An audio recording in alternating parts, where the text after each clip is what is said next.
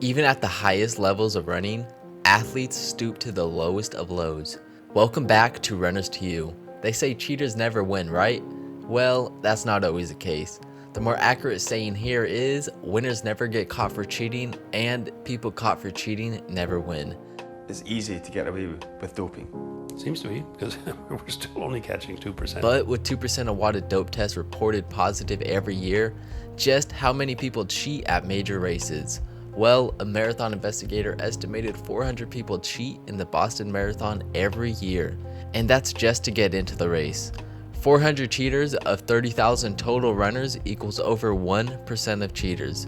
Thus, with so many people willing to cheat across all levels of running, we're bound to see some notorious moments on the biggest stages. Why did these athletes cheat? Let's take a look and find out with the top cheating scandals in the sport of track and field. Number 5. Rosie Ruiz. Meet our first quote-unquote runner to you, Rosie Ruiz, a Cuban American born in 1953. For her whole life, Rosie was unknown to the running world, that is, until she won the 1980 Boston Marathon. For just about a total of 8 days. How she was able to qualify for and steal the most prestigious marathon in America leads any other notorious moment by a runner in marathon racing history. 1 year before Rosie Ruiz won the Boston Marathon course, she first needed to hit a qualifying time, which brought her to the 1979 New York City Marathon.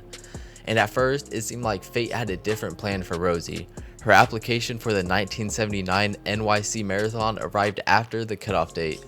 But, to no surprise, Rosie Ruiz finesses the system and somehow receives exemption. Rosie Ruiz ends up claiming that she was dying of brain cancer. I cannot make this up. She lies to race officials saying she was dying, so the New York Roadrunners let her in. This got Rosie into the New York City Marathon, where she finished at 2:56:29, the 11th woman overall, and enough to qualify her for the Boston Marathon. Fast forward 6 months to Monday, April 21st, 1980, and the 84th edition of the Boston Marathon is well on its way. With the race almost over, what's happening from the POV of athletes and spectators tell a much different story than the one Rosie Ruiz ends up writing. Jacqueline Garreau of Canada is told she's leading the women's race at the 18-mile mark, while several spotters at checkpoints throughout the course never see Ruiz in the first group of women. In addition, she doesn't appear in any pictures or video footage. But sure enough, with the third fastest female marathon time ever recorded and a Boston Marathon record, as well as an American record, Rosie Ruiz wins/steals the Boston Marathon in a time of 2:31:56. However, suspicions grew almost immediately. Men's winner Bill Rogers, who had just won his third straight Boston Marathon, notices how Ruiz is confused with words that most runners know by heart, like intervals and splits. Have you been doing a lot of heavy intervals? Someone else asked me that, and I'm not sure what intervals are. What are they? Meanwhile, a reporter asked why Ruiz wasn't fatigued after the long race. She simply said, I don't know. Others noticed that Ruiz wasn't panting nor coated in sweat. So now at this point, the people start putting it all together and realize it all sounds a bit too odd for a Boston Marathon record holder. After going from a casual 2:56 at New York City to an American record time of 2:31 at Boston, it turns out she was just as shocked as anyone when she came in first. Steve Merrick, a defender of Ruiz, said she admitted to him a few months later that she had cheated, that she jumped out of the crowd not even knowing that the first woman had gone by yet. But things are far from over for Rosie Ruiz after winning the 1980 Boston Marathon. Officials from the New York City Marathon began to investigate her 1979 run and couldn't find any signs of Ruiz near the finish line. So, on April 25th of 1980, the Games Committee of the New York City Marathon came to a conclusion. She cheated and could not have run the entire course. Rosie Ruiz was retroactively disqualified from the 1979 race she used to qualify for the Boston Marathon. And later that week, the Boston Athletic Association disqualifies Ruiz from the Boston Marathon. Then after this, everything falls into place. Jacqueline Garreau was declared the female winner with the Boston Marathon record-holding time of 2:34. And as of the year 2000, Rosie Ruiz still claims she ran the entire 1980 Boston Marathon. Number 4. Shelby Houlihan. If you never had a burrito before, get ready to find out a whole lot about them with this scandal. Over the course of a roller coaster like 2-year period, one track legend's career gets flipped upside down, from a record-setting season to a 4-year ban from competing at the highest level. All this downfall, supposedly because of a pork burrito from a food truck. Our second runner to you, Shelby Houlihan, a 12-time U.S. national champion as well as the 1500 meter and 5000 meter American record holder. This is how the world knew Shelby Houlihan up until 2021. After that, she became a doping cheat to some and a victim to others. You see, in 2020, Shelby Houlihan is the definition of American middle distance running, solidified by 2 races in July of 2020.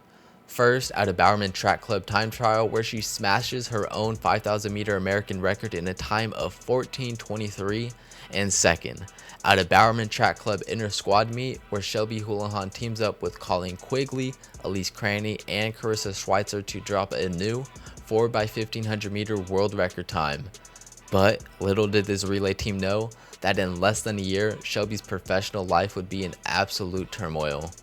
For the first 6 months of 2021, Shelby Houlihan's racing schedule was suspiciously blank, and when fans asked what's the deal, they got little explanations and were even told lies about her being injured. Well, it turns out Shelby tested positive for nandrolone, an anabolic steroid used to increase muscle mass. The suspension process began back on January 14th of 2021 following a sample provided in December the year before. What's crazy is that on June 11th, after waiting half a year, Shelby Houlihan and her coaches at the Bowerman Track Club, Jerry Schumacher and Shalane Flanagan, finally made the announcement to the world. Shelby Houlihan is receiving a 4-year ban from the sport for a positive nandrolone test. I've never even heard of nandrolone before. Not only did she test positive for a banned substance, but the announcement came 6 months after the positive test. Shelby's side of the story claims a tainted pork burrito from a taco truck caused the positive test, which is kinda crazy because the sports scientists explained the concentration of nandrolone in Houlihan's samples was too high to have come from ingesting boar meat, citing a study in which none of the subjects had a higher concentration than Shelby.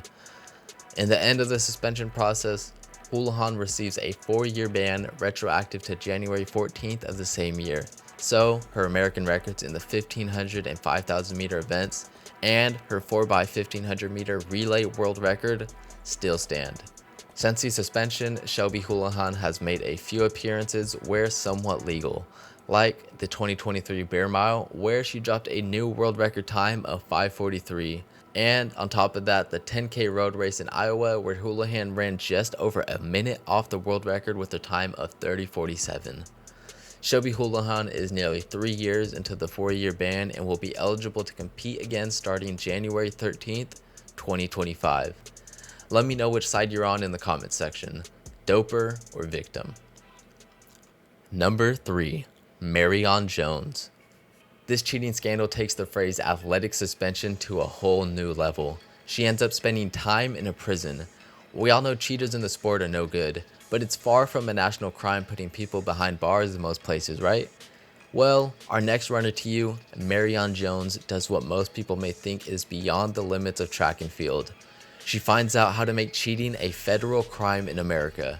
Since the beginning of Jones's athletic career, she has been an absolute freak show, winning the California State Meet 100 meter race all 4 years of her high school career, then racing 200 meters in the 1992 Olympic trials for her senior year, and even declining an invitation for the Barcelona Olympic Games as a 4x100 meter race alternative. Following all these years of excellence on the track, she ends up accepting a full ride scholarship to the University of North Carolina for basketball. Like I said, Marion Jones is an athletic freakazoid. In college, she became a multi-sport phenom in helping the team win the 1994 NCAA state title as a freshman. By 96, she had redshirted basketball to focus exclusively on track. And in 97, Jones bursts onto the global track scene, where she wins world championship golds in her first major international competition at 100 and 4x100 meters. Then, 2 years later in the 1999 World Championship, she wins gold in the 100 and a bronze in the long jump. This was all building up to the 2000 Sydney Olympic Games, where Jones was one of the most hyped and exciting athletes on the docket. She was aiming to win 5 medals, 3 individual events, and 2 relays. In the end, Jones cleans up, taking home 3 gold medals in the 100 meter, 200 meter, and 4x400 meter, and 2 bronze medals, 1 in the long jump and another in the 4x100 meter relay. It was all Marion Jones. Or at least that's what we thought. Allegations of doping had peaked for Jones in 2004. Victor Conte, founder of a lab which had been embroiled in a drug sports scandal, publicly declared that he administered 4 different performance-enhancing drugs to Jones before, during, and after the Sydney Olympic Games. But Jones denies all allegations, citing that she never failed a drug test. In 2006, the Washington Post reports that Jones tested positive for EPO, a banned performance-enhancing substance. Once again, Jones issues a denial. Then, in October of 2007, Jones finally admits to lying under oath in court about her use of steroids. The result was a 2-year suspension from any track competition issued by USADA and 6 months in a Fort Worth, Texas prison for 2 charges of perjury, issued by a New York federal judge. The U.S. Olympic Committee also demanded that Jones return all of her Olympic medals, and the IOC stripped Jones of all of her World Championship medals. And yet, in 2010, Jones signed with the Tulsa Shock, where she played 47 WNBA games. Looking back, Jones said she believes she could have won gold in the 100 and 200 meter races without the doping, which begs so many questions, the most important of which is why. In the end, it isn't her records, medal count, or speed that define Marion Jones, but the choices she made. Number 2, Alberto Salazar. 3-time New York City Marathon winner from 1980 to 1982, 1982 Boston Marathon winner with 1 world and 6 United States records during his career. But unlike the rest of our runners where we dive into record-breaking performances, this scandal comes well after their prime. When I said we have cheaters at the highest level of running, that doesn't just go for those competing. Our next runner to you, Alberto Salazar, went from the face of American distance running to the head coach of some of the greatest athletes in the world. Salazar had multiple Olympians under his belt, from Sifan Hassan and Kara Goucher to the memorable number 1 and 2 finishers at the 2012 London Olympic 10,000 meters, Galen Rupp and Mo Farah. But before Alberto Salazar could begin to build Nike's Oregon project into an international powerhouse, his coaching reign began with a sketchy start in 1996. This is where Mary Decker becomes one of the first athletes Salazar ends up coaching. And as I said, it was a sketchy start. Decker was ultimately stripped of world medals after showing a testosterone to epitestosterone ratio greater than the allowed maximum. And it wasn't until much later that doping investigations truly began around Alberto Salazar. In June of 2015, Salazar gets named into a joint investigation into doping allegations. These involve testimonies from various people associated with Nike about microdosing testosterone and prednisone at the Nike Oregon project. Salazar declines interviews and denies any wrongdoing.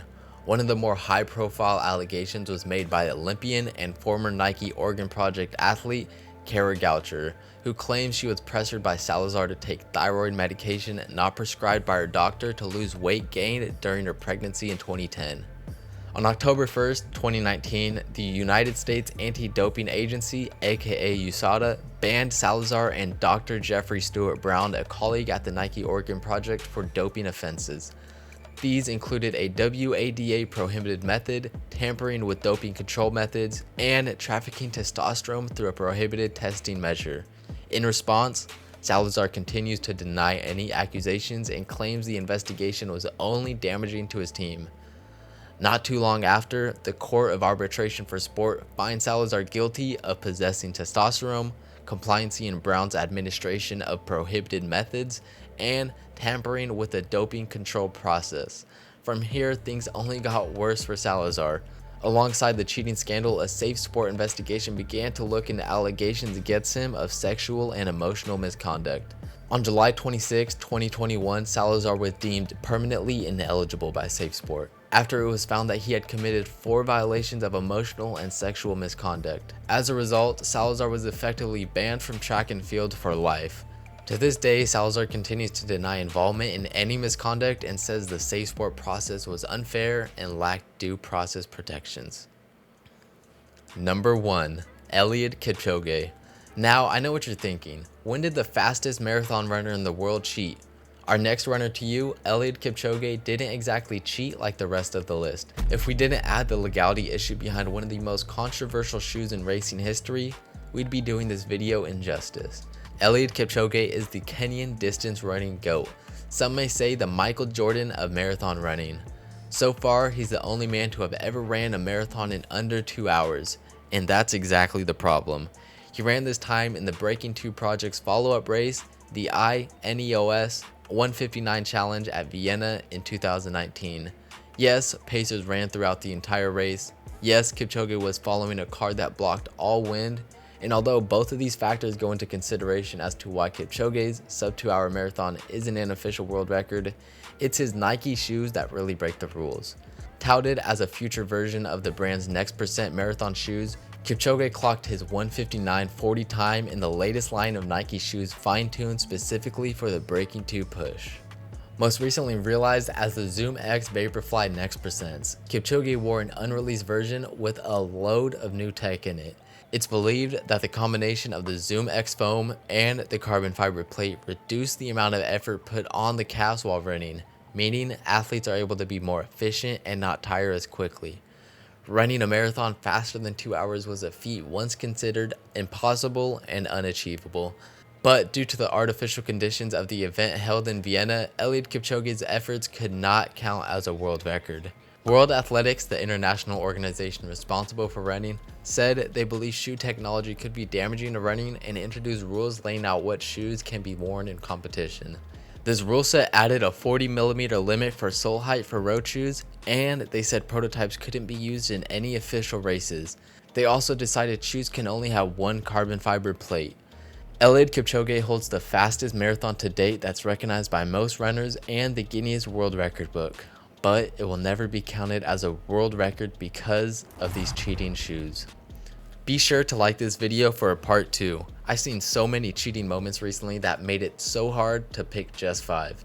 You might want to hear about the story of 2 brothers who switched in and out of a marathon to take the win. Thank you all for watching. Be sure to subscribe to our channel to get the absolute best of Runners to You. Drop a comment with your favorite cheater from the video or let us know someone who we missed. And remember, YouTube, winners never get caught for cheating and people caught for cheating never win. As always, we'll be seeing you the next time we bring Runners to You.